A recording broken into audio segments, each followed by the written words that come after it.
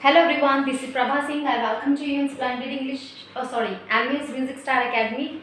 In this video we will discuss हम आज पढ़ने वाले हैं कर्नाटक संगीत और उत्तरी संगीत के स्वरों की तुलना और उसके संगीत से रिलेटेड तुलना कि किस टाइप के क्वेश्चन बनते हैं अगर कर्नाटक संगीत और उत्तरी संगीत का कंपैरिजन पूछा जाता है तो कैसे क्वेश्चन बनते हैं। तो आज हम इस वीडियो में डिस्कस करने की कोशिश करेंगे। ये आपके सभी एग्जाम के लिए इंपॉर्टेंट है, जिस भी एग्जाम की आप तैयारी कर रहे हो।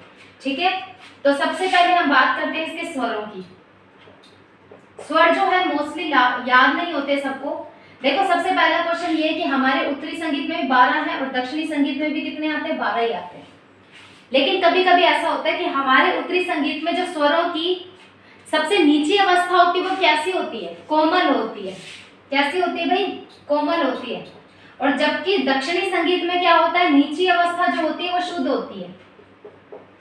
क्या होती है, शुद्ध। नीची अवस्था जो है उसको शुद्ध माना जाता है। क्यों माना जाता है, सबसे इंपॉर्टेंट क्वेश्चन कि उसको शुद्ध क्यों माना जाता है, क्योंकि वहां पे कोमल चिन्ह, कोमल जो स्वर होता है वो नहीं होता, कोमल स्वर नहीं होता, वहां पे कोमल स्वर नहीं होता, इसलिए जो उसकी नीची अवस्था है वो शुद्ध ही मानी जाती है, कोमल स्वर नहीं होता। हमारे यहाँ उत्तरी संगीत में क्या होता है, आरोह बोलते हैं। स्वरों का क्रम से अगर लगाते हैं ऊपर की तरफ जाते हैं तो यहाँ क्या बोलते हैं, सरगम बोलते हैं। क्या बोलते हैं भाई, सरगम।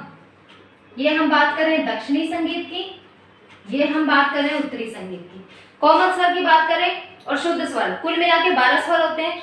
और अगर वहां देखें तो दक्षिणी संगीत में कोमल स्वर जो होते हैं वो सबसे कोमल स्वर नहीं होता, जो शुद्ध स्वर होता है वो ऊंची अवस्था में होता है। ओके, और अगर हम इसके आरोह की बात करें तो हम आरोह बोलते हैं और ये क्या बोलते हैं, सरगम बोलते हैं। और यहाँ पे भी क्या, यहाँ पे उत्तरी संगीत में क्या है, थाट और राग है। और दक्षिणी संगीत में क्या है भाई, मेल और राग, मेल और राग है। उत्तरी संगीत में क्या प्रसिद्ध है, हमें ख्याल।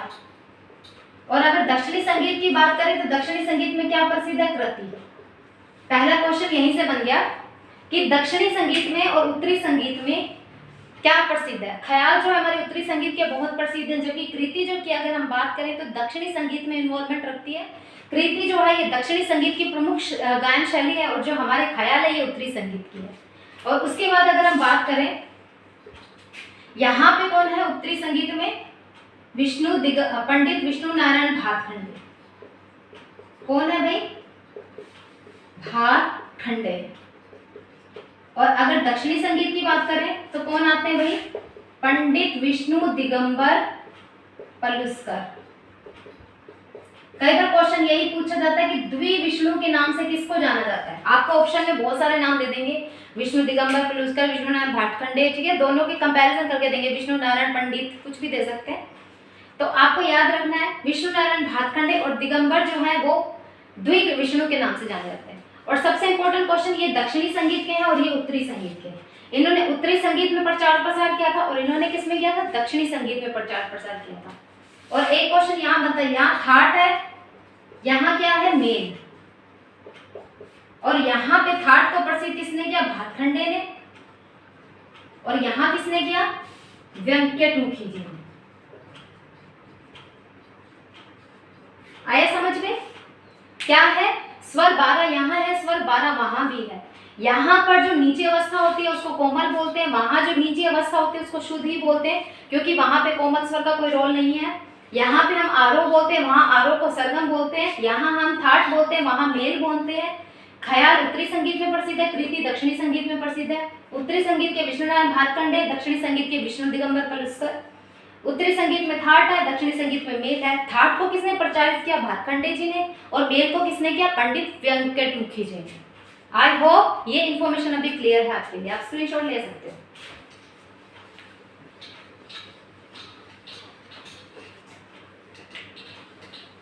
अब बात आती है इसके स्वरों की। मोस्टली क्वेश्चन यही आता है, मोस्टली सभी ये बोलते हैं, स्वर ही नहीं याद होते, भूल जाते हैं। सो आज ऐसी ट्रिक से याद करेंगे कि आपको याद भी हो जाएंगे और आपको मजा भी आएगा। देखो सा हमारा कैसा रहेगा, सा ही रहेगा।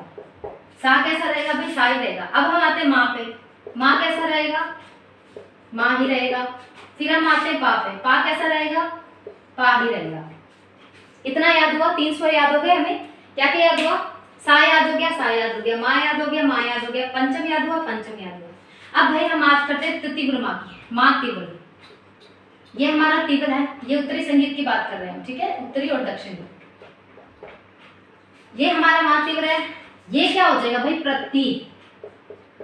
इसको क्या करना है, प्रति। अब कई बार क्वेश्चन ऐसा पूछा जाता है, उत्तरी संगीत में जो माँ तीव्र है, दक्षिणी संगीत में भी उसको माँ तीव्र की संज्ञा दी जाती है। या कई बार आपको क्वेश्चन ऐसे दे देंगे, इनमें से कौन सा गलत है, ठीक है, जैसे आपको ऐसे दे सकते हैं, कौन सा गलत है।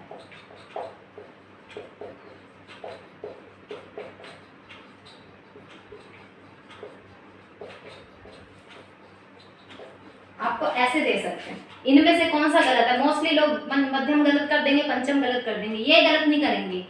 करने को आपको करना है इसको, क्योंकि यहाँ पे प्रतिमा होता है, तीव्र माँ नहीं होता। कितने क्वेश्चन कितने याद हो गए इस वाला में, 4 याद हो गए ना, सा का सा, माँ का माँ, माँ तीव्र, प्रतिमा, पा का पा।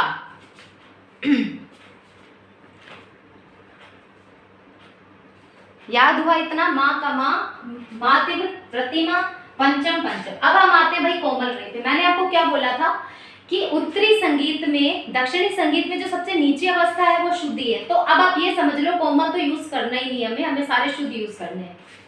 अब हम बात करते हैं कोमल रे की। ये अगर कोमल रे है तो भाई शुद्ध रे लगा दें हम इसको शुद्ध रे कर दें। am I right? मैंने इसको कोमल रे बोला क्योंकि मैंने आपको ये बोला ना कि वहां पे सारे शुद्ध स्वर है, कोमल नहीं होता।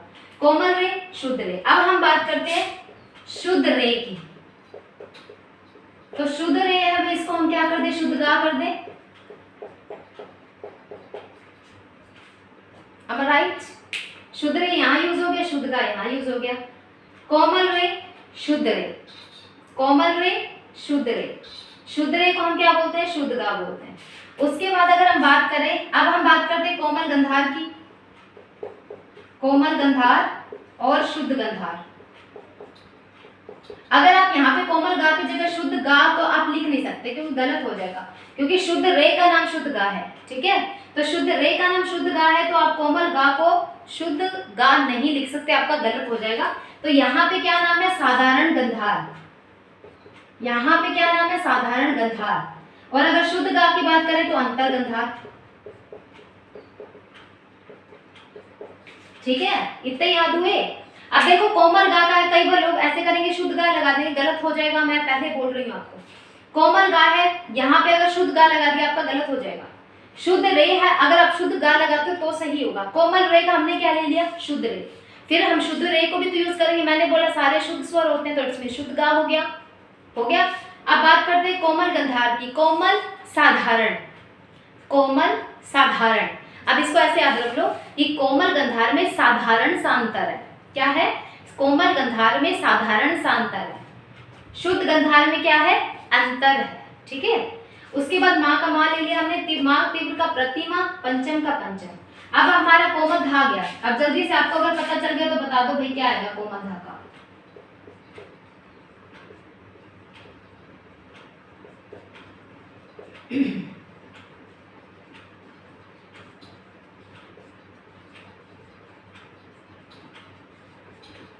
कोमल धा है, यहाँ पे क्या आ जाएगा, शुद्ध नहीं आएगा। शुद्ध धा आएगा कि नहीं आएगा, अभी तो हमारा धा और नी तो बचा है ना। कोमल धागा पूछा तो शुद्ध धा आ गया, am I right? अब शुद्ध धागा क्या लिखेंगे, क्या लिखेंगे, शुद्ध धागा शुद्ध गा, शुद्ध नी लिखेंगे, ठीक है। शुद्ध धागा क्या लिखेंगे, शुद्ध नी। समझ में आया, शुद्ध धागा क्या लिखेंगे, शुद्ध नी। अब कोमल नी है, कोमल नी का हम अब क्या करोगे, कोमल नी में कंफ्यूज सब, शुद्ध नी में भी कंफ्यूज, भाई सारे तो स्वर पूरे हो गए, अब कोमल नी के आगे लिखेंगे तो कुछ करना नहीं है। क्या लिखना है, कैशिक निषाद, और इसके आगे क्या आ जाएगा, काकली। अब इसको कैसे लिखना है, इसको याद करने का सिंपल फॉर्मूला है, कोमल और काशी क्या है, फ्रेंड है। शुद्ध नी काकली, कली जो है वो शुद्ध पौधे की होनी चाहिए, कली जो है शुद्ध पौधे की होनी चाहिए। शुद्ध नी यानी कि काकली, कोमल नी कैशिक। कोमल नी और कोमल और कैशिक क्या है, फ्रेंड है दोनों। कोमल और कैशिक क्या है भाई, फ्रेंड है दोनों।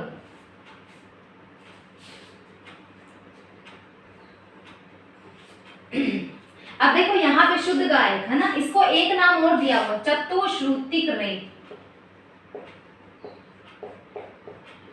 क्या दिया है? चतुश्रुतिक रे।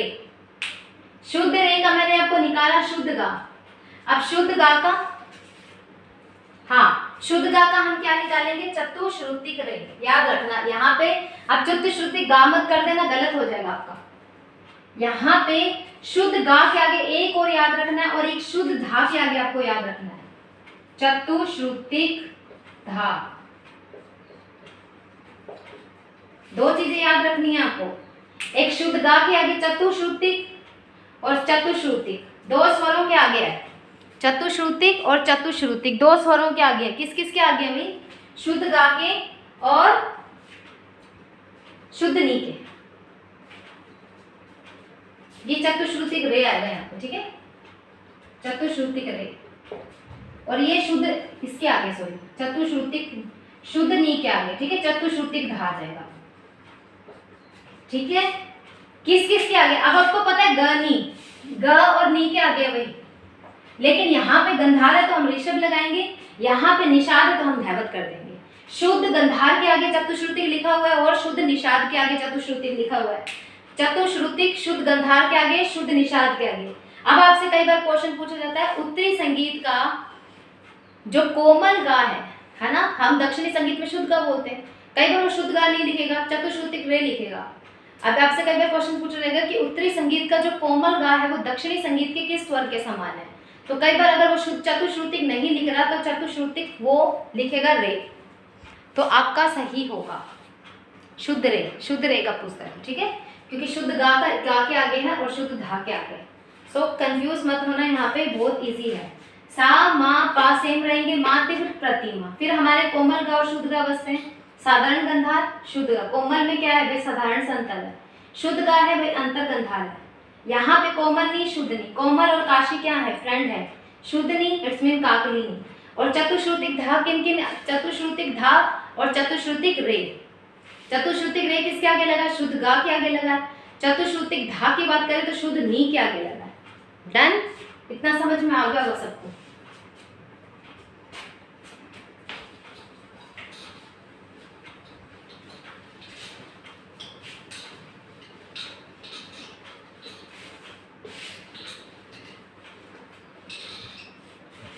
अब क्या किया जाता है? जातियां पूछा जाता है। ताल की जातियां 5 होती है।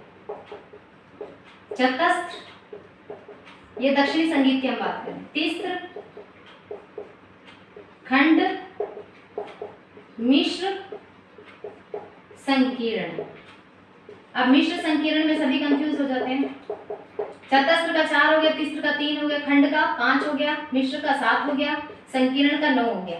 ये खंड में ड जो है इसका 5 जैसा साउंड है ना, और मिश्र में 7 है, इसका 7 जैसा साउंड है। संकीर्ण में इससे 9 का 9 रहेगा। संकीर्ण में क्या रहेगा? 9 का 9 रहेगा। ये जाती है दक्षिणी संगीत की। अब इसमें क्या है? सारा तो ताल जो आधारित है, किस पे आधारित है?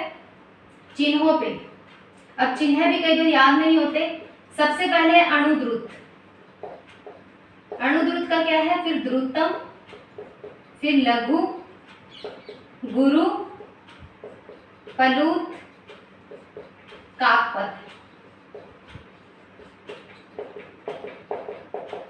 अब अणुद्रुत, अणुद्रुत का चिन्ह क्या है? इसको मैं स्माइली बोलती हूँ, इसको आप ऐसे बोलो, अनु स्माइल करो, ठीक है।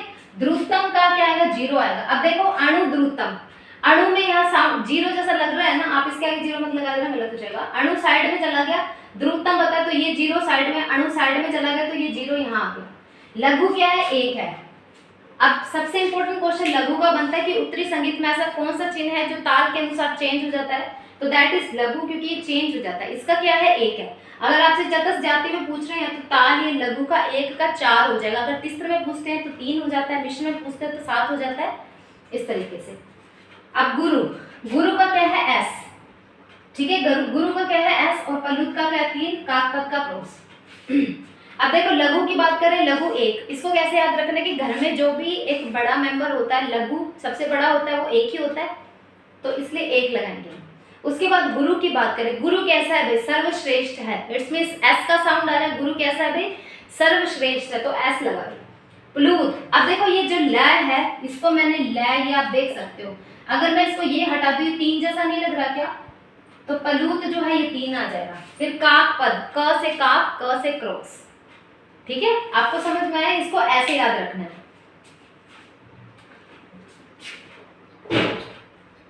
Thank you so much. अगर आपको ये वीडियो पसंद आई है तो प्लीज इसको लाइक करना, शेयर करना and please subscribe to my channel. Thank you so much.